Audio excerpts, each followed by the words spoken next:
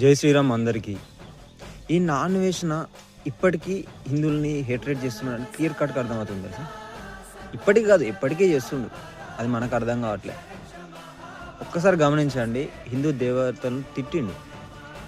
అప్పుడు ఏంటంటే ఈ బయటకు వచ్చి అందరు మాట్లాడడం వల్ల డౌన్ఫాల్ అని స్టార్ట్ అయింది. ఫాలోవర్స్ తగ్గిండ్రు, ఇన్స్టాలో యూట్యూబ్లో తగ్గిండ్రు. అక్కడ నాకు అర్థమయ్యి దాన్ని కంటెంట్గా క్రియేట్ చేసుకుంటాడు. మళ్ళీ క్షమాపణలు చెప్పిండు. అరే మారిండు కదా, ఇంకా కూడా ఎందుకు టార్గెట్ చేస్తున్నారు అనవచ్చు.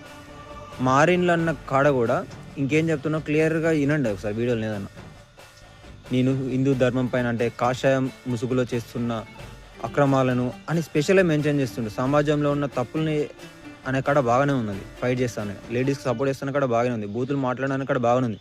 మళ్ళీ అక్కడ స్పెషల్గా కాషాయం అనే మెన్షన్ చేస్తుంది. కానీ మతం ముసుగులో చేస్తున్న అన్ని మతాలు మొత్తం అన్న థాట్లో మాట్లాడట్లేదు. జస్ట్ హిందుత్వాన్ని టార్గెట్ చేసే మాట్లాడుతున్నారు. నాకు దేవుళ్ళు కనిపించండ్లు వాళ్ళు అంటే అన్ని మతాలలో చెప్తున్నా కదా. ఇక్కడ మతం అని కాదు, తప్పు చేసేవాళ్ళు నీలాంటి వాళ్ళు ఫుల్ మంది ఉన్నారు భూమి మీద.